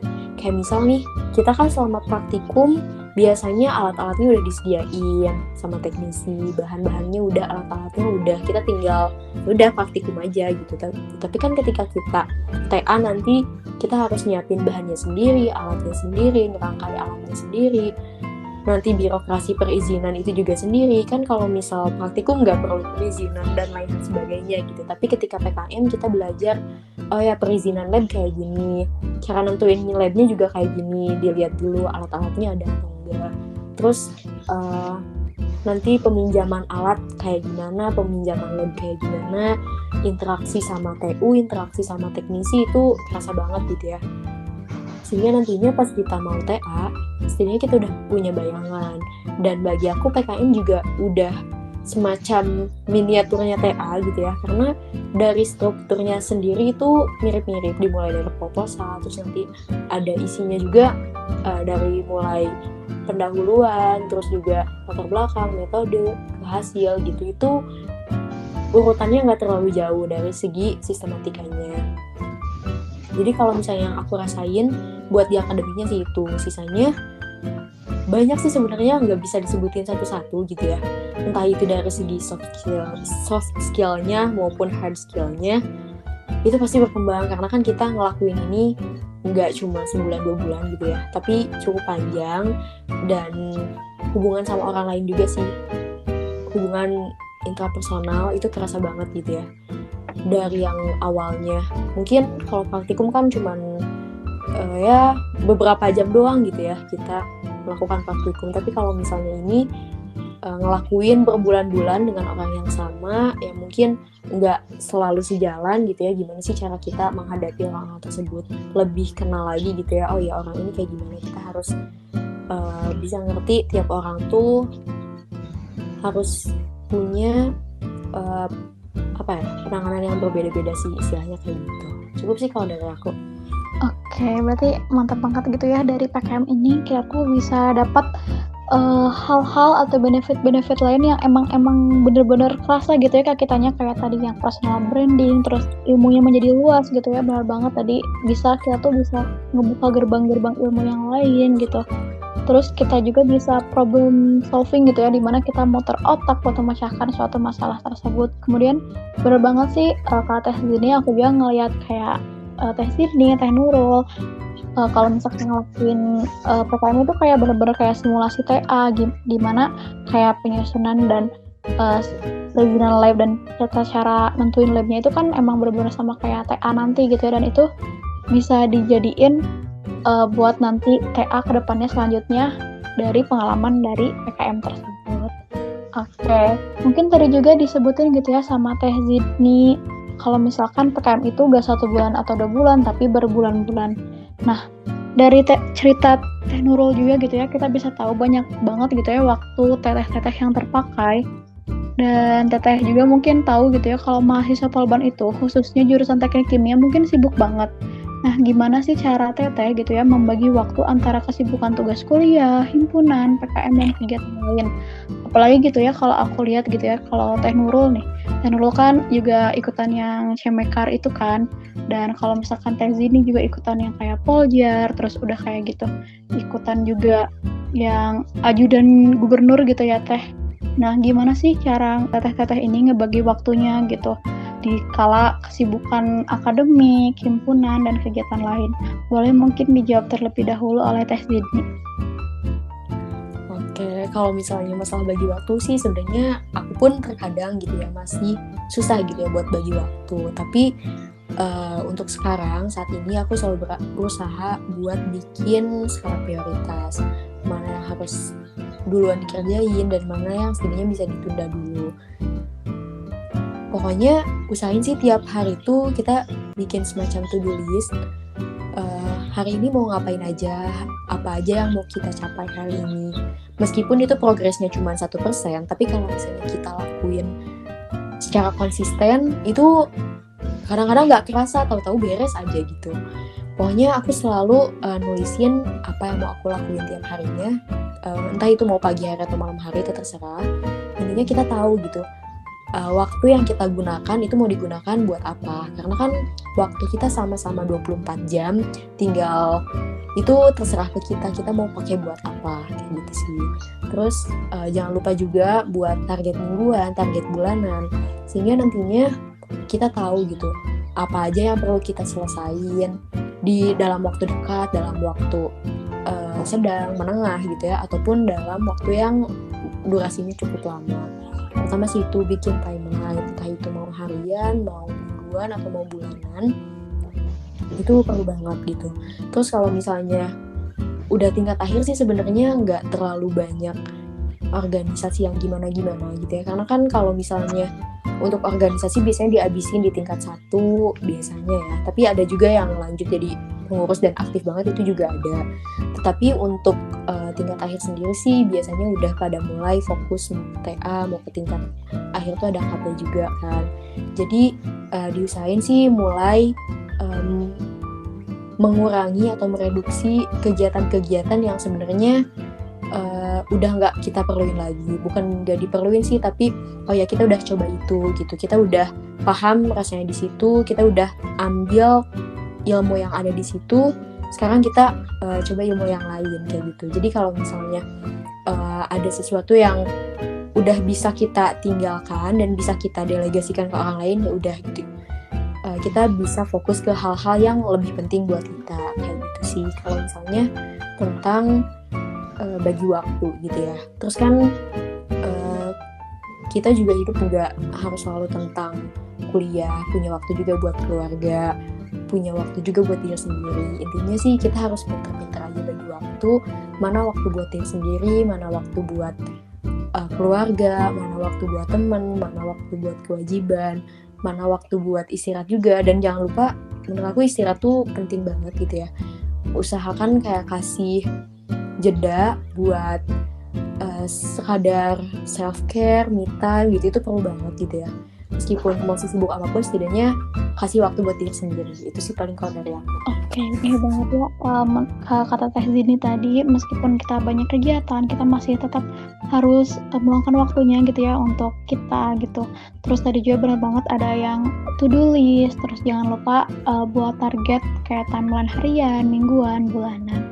Kemudian benar juga kata Teh Zini gitu, gimana kita tuh harus mereduksi kegiatan-kegiatan yang emang udah pernah kita jalanin dan bisa kita delegasikan gitu ke orang yang nanti bakal jadi kontinuitas gitu. Oke, selanjutnya mungkin dari Teh. Oke, ya kalau dari aku sendiri gitu ya terkait pelaksanaan PKM ini, gimana caranya aku bagi waktu. Sebenarnya untuk PKM sendiri itu kan pelaksanaan penelitiannya itu nggak benar-benar 100% ketika kita di lab, tangan kita akan bekerja gitu ya secara 100%.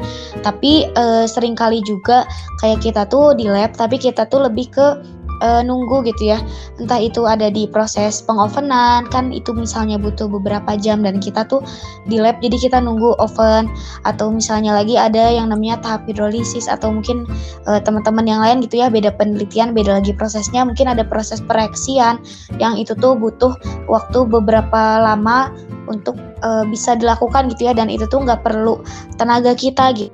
Bisa aja kayak pakai magnetic stirrer atau hot plate gitu ya. Jadi kita tuh lebih ke nunggu aja gitu di saat itu. Nah, mungkin di bagian nunggu itu kita juga harus punya inisiatif gitu ya untuk ngelakuin hal-hal lain di luar dari PKM. Misalnya kalau misalnya kita punya tugas akademik, nah kita bisa sambil ngerjain gitu ya, buka laptop gitu ya, karena di sana juga kan ada meja gitu ya, dan nggak semua meja itu full kepake banyak alat dan bahan. Jadi mungkin bisa sedikit space untuk laptop, terus kita ngerjain sesuatu gitu ya, entah tugas kuliah atau misalnya tugas organisasi gitu ya yang harus dikerjain di saat itu. Nah itu tuh bisa langsung dikerjain aja. Terus hal kayak gitu juga kan meminimalisir kalian tuh kurang tidur gitu ya, udah capek nge-lab gitu, udah capek kuliah, sampai kosan masih harus ngerjain tugas-tugas lagi. Nah jadi lebih baik sekalian nunggu, sekalian dikerjain tugas-tugasnya. Terus hal lainnya juga, kalau dari pelaksanaan ini kita tuh nggak selama itu di lab gitu ya. Misalnya kayak lab itu kan tutup di jam 4 gitu ya. Nah jadi kita juga punya waktu lain selain nge-lab. Misalnya nanti pas udah pulang kita bisa nugas atau ngerjain organisasi, mungkin dilanjut sama rapat. Nah itu juga bisa gitu. Jadi nggak nge-lab itu kita nggak kayak kerja gitu ya, yang harus benar-benar intens banget 8 jam gitu ya. Enggak kayak gitu. Terus juga terkait organisasi dan lain-lain yang aku ikutin, selama aku bisa hadir gitu ya, misalnya di rapat dan mungkin tugas-tugas aku bakal lakuin. Misalnya dirasa emang PKM mungkin atau ada tugas kuliah yang emang lebih urgent dan butuh lebih banyak peran aku di sana, aku bakal prioritasin yang itu dulu gitu. Nah nantinya mungkin entah di rapat atau tugas-tugas lainnya, aku bisa nitip pesan dulu gitu ya. Misalnya aku nanya, buat rapat kali ini mau bahas apa aja. Jadi aku bisa nitip, aku ada ide ini, jadi mungkin bisa ya nanti dibahas di rapat, nitip. Atau misalnya ada tugas-tugas kita, kalau misalnya emang kitanya ngerasa kurang mampu untuk ngejalanin gitu ya, kita juga bisa minta tolong ke teman-teman lain, mungkin ya barangkali, aku lagi ada ini selama beberapa hari, minta tolong di handle dulu. Jadi kita juga nggak terlalu terbebani gitu ya dengan hal-hal yang berkaitan sama organisasi ataupun akademik, karena kita juga tetap bisa gitu untuk minta tolong ke orang lain untuk handle gitu sih paling dari aku. Oke, mantap banget ya jawaban dari Teh Nurul, bener banget gitu ya. Kita tuh harus punya inisiatif gitu ya. Kalau misalkan emang ada waktu, bisa kita manfaatin gitu. Misalkan tadi kayak waktu lagi ngofon, kita bisa nyambi sambil kita kerjain tugas, jurnal, laporan, dan sebagainya. Dan kemudian kalau misalkan emang ini kita harus bisa memposisikan peran gitu ya. Dimana kalau misalkan di sana lebih urgent, jadi kita bisa mempentingkan atau memprioritaskan dulu yang lebih urgent dan bisa nitip gitu ya ke orang lain gitu, minta bantuan buat ngehandle dulu yang satunya. Oke, mungkin untuk closingan gitu ya, ada kesan nggak untuk para pendengar setiap polit nih buat persiapan PKM di 2023? Boleh mungkin dijawab dulu sama Teh Nurul. Oke, pesannya gitu ya dari aku buat teman-teman yang dengerin Polit untuk tahun depan gitu ya, karena bakalan ada terus gitu ya PKM selama setiap tahun gitu ya, itu akan ada terus. Dari aku sendiri persiapkan sedini mungkin gitu ya, mungkin dari sekarang teman-teman bisa loh udah nyiapin dari sekarang. Mungkin teman-teman bisa ikut seminar, webinar yang mungkin ada topik-topik tertentu yang teman-teman suka.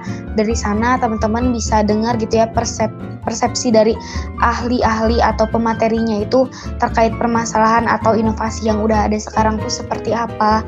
Nah, teman-teman juga jadi udah melek terhadap masalah atau topik-topik tertentu itu tuh dari sekarang gitu.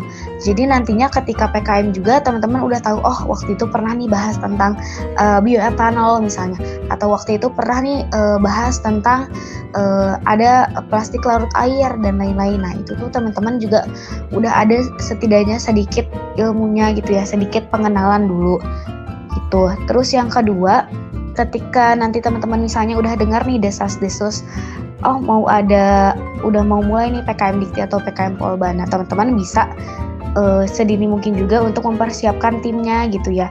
Cari atau pilih tim-tim yang di dalamnya ada orang-orang yang solid, orang-orang yang penuh support juga, yang teman-teman tuh nantinya kedepannya juga bakalan ngerasa nyaman gitu bekerja sama mereka. Karena kan gak sebulan 2 bulan ya, bener, kita tuh bakal kurang lebih sekitar 4 bulanan untuk ngerjainnya. Terus juga kalau misalnya gitu ya ada wadah atau ya ada kesempatan untuk teman-teman belajar, teman-teman juga harus inisiatif mau gitu ya. Entah itu kalau di HMJT kan ada sosialisasi ya yang biasanya diselenggarain sama Demuris mungkin, atau misalnya ada rumah PKM, mungkin di BEM juga ada gitu ya sekolah PKM atau sosialisasi yang diselenggarakan sama BEM.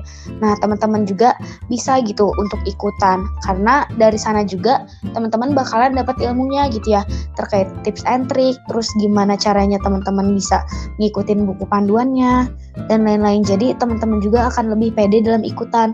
Teman-teman juga bakal lebih lancar lah dalam penyusunan proposal. Jadi nggak ada nih istilah-istilah kayak teman-teman tuh udah bikin proposalnya tapi gagal submit karena temennya kurang solid, gagal submit karena masih bingung-bingung terkait urgensi dari judul teman-teman sendiri. Nah, jadi lebih baik dipersiapkan dari awal, cari ilmunya bisa dari manapun ya, dari seminar, dari Instagram, ataupun dari denger Polit ini gitu ya. Karena dari awal sampai akhir udah kita spill nih tentang PKM. Jadi ini juga insya Allah jadi bermanfaat juga buat teman-teman persiapan di tahun depan.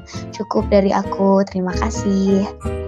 Oke, benar banget ya para pendengar setiap Polit, dicatat gitu ya pesan dari Teh Nurul tadi terkait apa aja yang harus dipersiapkan untuk PKM 2023 nanti. Nah, boleh mungkin dari Teh Zidi nih, apa kesan-pesan gitu ya untuk para pendengar setiap Polit untuk persiapan PKM 2023? Oke, dari aku mungkin buat teman-teman yang pengen ikut PKM 2023 mulai dari sekarang gitu. Karena kalau nggak sekarang mau kapan lagi? Maksudnya di situ nggak harus langsung nyusun proposal atau apapun itu, enggak, tapi dimulai dari cari idenya. Benar tadi kata Teh Uwi, bisa ikut dari manapun, ilmu tuh bisa dari mana aja. Dimulai dari yang paling dekat sama kita, yang paling kita suka, dan yang paling kita kuasai. Minimal dari 3 itu gitu, kita bisa dapat idenya. Terus kan benar tadi kayak cari juga timnya yang solid dan lain hal sebagainya. Pokoknya jangan pernah takut buat memulai, karena kesempatan tuh sangat terbuka luas gitu. Kalaupun misalnya nanti teman-teman gak berkesempatan buat dapat pendanaan di dikti, misal teman-teman bisa coba di PKM Polban. Itu pokoknya buat Polban tuh dananya juga lumayan, dan biasanya yang dapet tuh anak-anak tekim, kuotanya juga banyak gitu. Kalau misalnya teman-teman pada umurnya gitu nggak berkesempatan di dikti, tapi kesempatan di dikti juga menurut aku itu terbuka lebar. Intinya dari teman-teman jangan pernah berhenti buat nanya. Manfaatkan juga media-media yang ada, kayak tadi yang udah disebutin itu banyak banget. Dari Polban juga udah memfasilitasi hal-hal persiapan terkait PKM, itu bisa dimanfaatkan dengan baik. Terus juga waktu dari saat ini gitu ya, PKM 2022 ke 2023 tuh gak akan terasa. Jadi selama ada rentang waktu ini gitu ya, sebelum dibuka pembukaan, pakai waktunya buat persiapan. Nanti kalau misalnya udah mulai kedenger nih desas-desus mau ada PKM, langsung tuh bikin timnya, bentuk timnya, cari dosen pembimbingnya. Persiapan harus dimulai sedini mungkin menurut aku. Kenapa? Karena kadang waktu yang disediakan dari mereka tuh cukup singkat. Kayak misal dari waktu pembukaan ke submit proposal itu biasanya terbatas waktunya. Kayak mungkin sekitar setengah bulan. Tapi kadang kan yang namanya informasi nggak merata. Kadang di pusatnya udah diinformasikan tapi di kitanya belum dapat, itu bisa aja terjadi. Jadi misalnya ketika udah mulai kedenger nih bakal dibuka PKM, langsung aja digas gitu. Sisanya dari aku mungkin semangat buat teman-teman. Kalau misalnya teman-teman baru mulai banget buat ikut PKM, it's okay. Itu bukan jadi penghalang buat teman-teman. Teman-teman masih bisa ikutan bareng cutting, bareng teman-teman yang udah pernah coba sebelumnya. Bisa juga nanya-nanya ke cutting kalau misalnya mau mulai dari awal, itu terbuka banget. Terus juga buat teman-teman yang mau tanya-tanya ke kita gitu, katanya Uyuy gitu atau aku, itu juga boleh banget gitu ya. Kita bakal selalu terbuka buat pertanyaan-pertanyaan kalian, meskipun mungkin pertanyaan kalian nggak bisa terjawab semua gitu ya sama kita, tapi bakal kita usahain kayak gitu sih. Intinya semangat terus, jangan pernah malu buat bertanya, cobain semua hal. Pokoknya abisin jatah nyobanya di kuliah gitu. Nggak masalah kalian misal nanti gagal gitu, ya nggak apa-apa. Abisin jatah gagalnya di kuliah gitu. Sehingga nantinya pas kalian udah keluar kuliah tuh, ya kalian udah tahu gitu rasanya memperjuangkan sesuatu, kegagalan sesuatu gitu ya. Biar nantinya terbiasa juga. Itu sih kalau dari aku. Cukup. Oke, mantap banget ya. Pesan dari Teh Zini ini dimulai dari yang paling dekat gitu ya, ilmu-ilmu yang kita dapat buat nanti kita persiapin di PKM 2023. Dan boleh mungkin katanya tadi kata Teh Zini sama Teh Uyuy, boleh mungkin nanti kalau misalkan ada yang mau diskusi gitu ya terkait PKM, boleh langsung mungkin ya chat gitu ya Teh Zini atau Teh Uyuy gitu ya, boleh ya Teh? Boleh. Oke, mantap banget ya. Aduh, gak kerasa banget ternyata kita udah berbincang 1 jam lebih, dan alhamdulillah banget aku sama sahabat Polid bisa dapat banyak ilmu dari Teh Zini dan Teh Uyuy. Kemudian kami gitu ya dari tim Polid mengucapkan terima kasih dan mohon maaf sebanyak-banyaknya jika terdapat kesalahan, dan semoga teteh-teteh ini sukses selalu, dan semoga ilmu yang telah diberikan oleh teteh-teteh menjadi syafaat bagi warga HMJTK. Aku, Rahma Puspa Permatasari, pamit undur diri. Jangan lupa pantengin terus Polid karena akan ada episode-episode selanjutnya dengan judul dan narasumber yang keren-keren. Dan jangan lupa like, komen, dan subscribe ya. Wassalamualaikum warahmatullahi wabarakatuh. Terima kasih Teteh. Terima kasih kembali. Terima kasih juga.